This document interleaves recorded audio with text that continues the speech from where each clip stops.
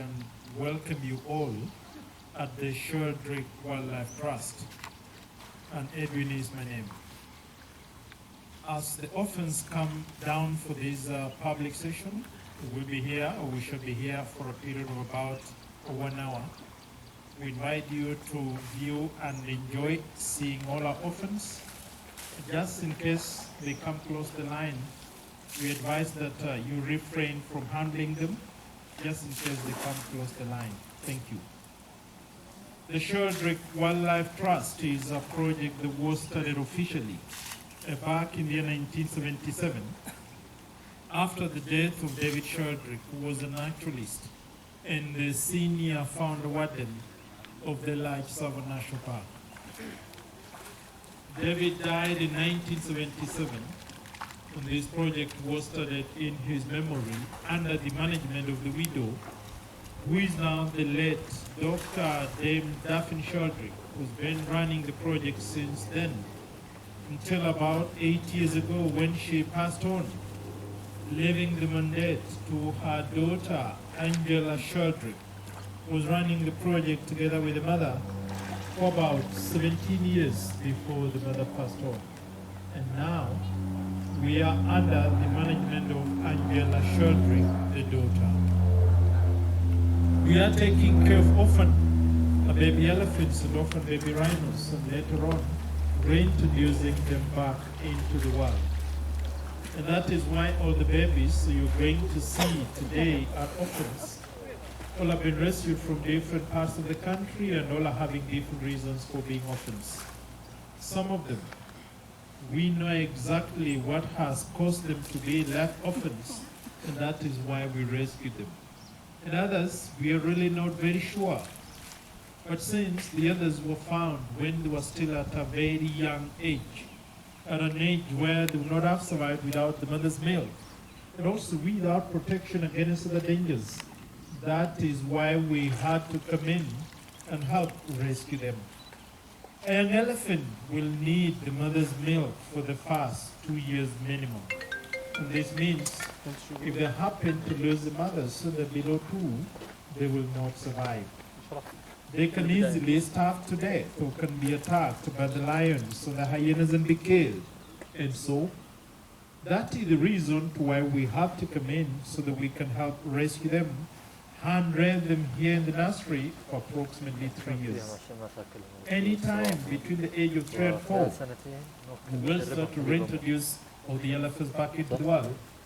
We'll always reintroduce them to Tsavo East National Park and Kibwezi Forest. We do have 3 rehabilitation units in Tsavo. We do have our keepers of these rehabilitation units.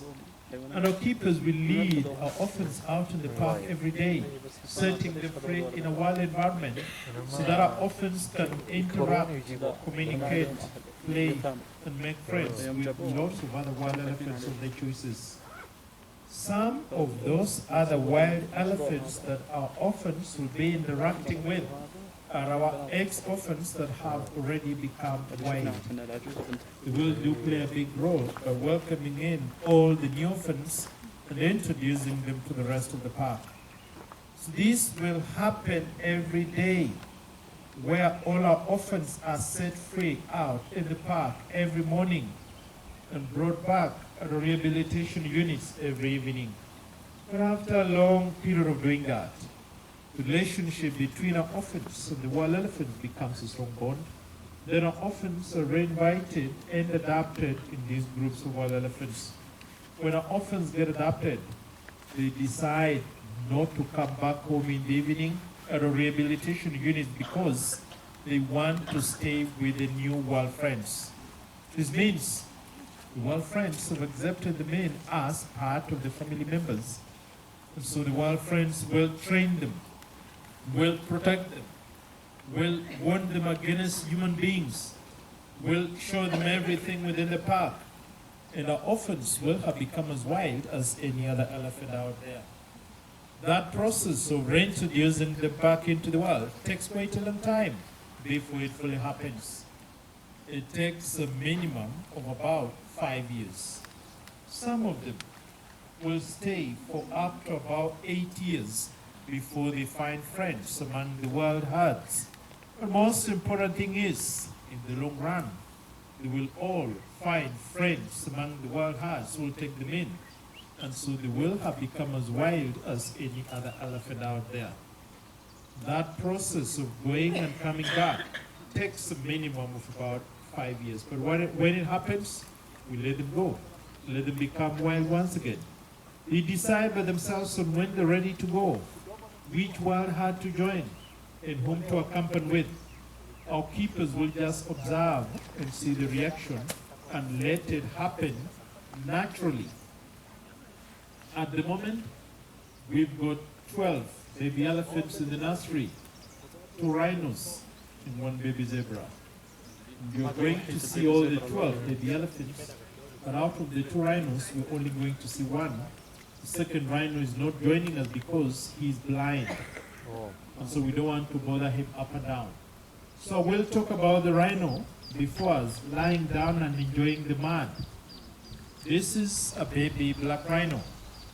His name is Titan. And Titan is approximately 16 months old.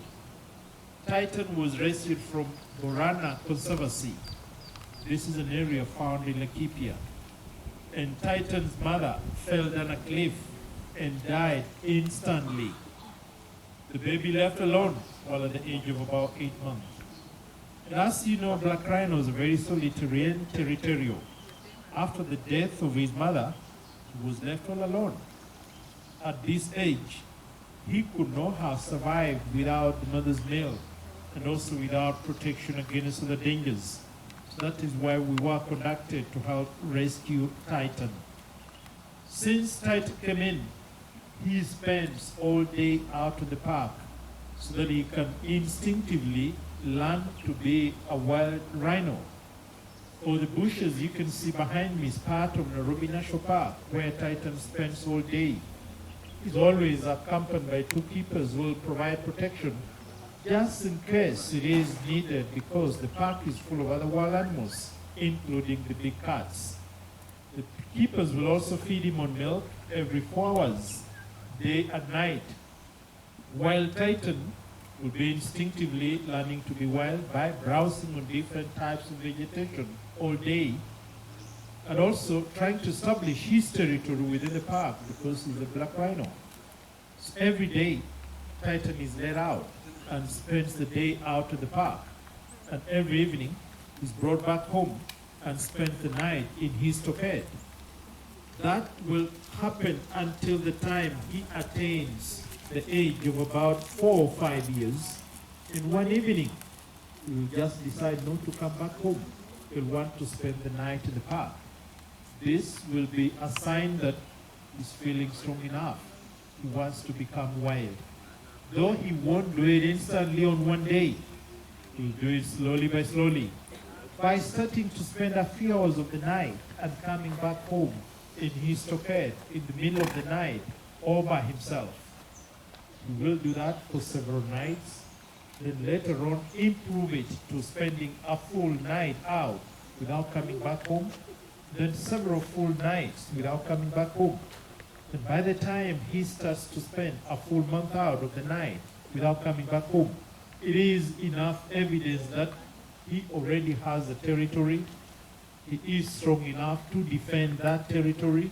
He wants to become wild, and we will let him go.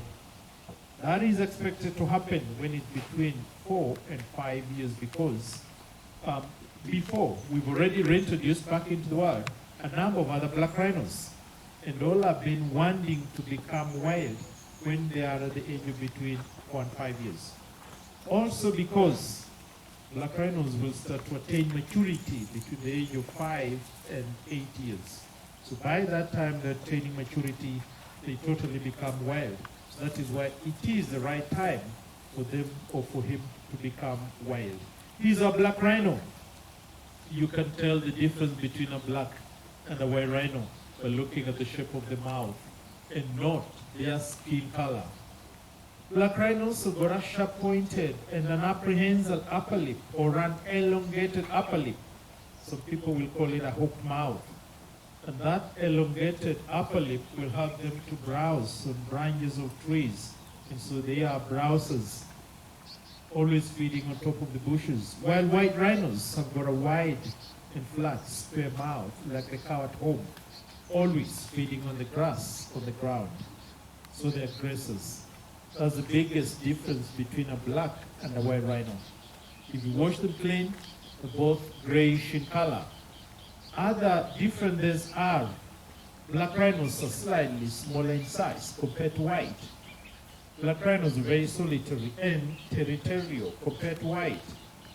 Both rhinos are naturally aggressive, but black rhinos are more aggressive compared to white. So this is a baby black rhino. His name is Titan. He's only 16 months old.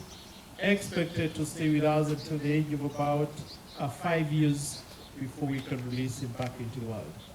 And Titan has a friend who is a baby zebra. And the baby zebra is called Naughty. Naughty because she was rescued from Mount Longonot, which is found within Hell's Gate National Park in Naivasha. And Naughty was 2 weeks when she came in the nursery. She had lots of bruises and injuries all around her body. And that's why we rescued her at 2 weeks. She's now 8 months old. But Naughty is lucky enough because as she roams around the park all day, she encounters lots of other zebras who have developed a lot of interest in her. So they keep on coming closer to her every day. But she's not interested in them yet, since she's still young. When she's almost about 2 years, she'll have stopped getting a bottle. She'll develop more interest in the other wild zebras and will one day just run towards them and join them and will have become a wild zebra and we will let her go. The two came in the nursery at the same time and so spend the day out together in the park together and they become close buddies, the good friends. So that is all about the two. Allow me to talk about the rhino that is not joining us. This rhino is called Maxwell. And Maxwell is also a black rhino. Maxwell is 20 years old, but he's blind. Maxwell was rescued from Nairobi National Park. He was born blind, rejected by the mother because he was blind at the age of about 3 months. And that's why we rescued him. When Maxwell came in, we had plans to fix his eyes so that we can set him free back into the world when he can surgery on one of his eyes. But that surgery never succeeded. Later on, with a different eye specialist and the use of the ultrasound machine, Maxwell was found to be genetic blindness. He does not have an optic nerve. That means he cannot be fixed with an operation and so he cannot go back into the world. And he can't go back because black rhinos are very solitary and territorial. If he goes out, he'll need to fight for his territory, but he can't see his opponents. The others will easily fight and kill him without fighting for territory. And that is the main reason to why we have to stay with him for all his life. And approximately 35, 40 years is the lifespan of a black rhino. He's only 20 years at the moment. We've constructed a bigger stockade for him and provided everything he needs to get. He knows where there's water to drink, water to roll in the mud. He knows where his vegetations are. His stockade has got different partitions. He knows where all the openings are. And from the fact that they are solitary in nature, he's comfortable being alone. We don't allow the public to get close to his stockade because a lot of noise makes him scared, nervous, and wild all the time, which is not good for him. So that is the main reason why we are not able to see Maxwell today. So that is all about the two rhinos and the baby zebra. I will have a short break so that you can enjoy, see the elephants get the milk. Once they all finish the bottles, I will be talking about them one by one. And before they come in, if there are any questions from any direction,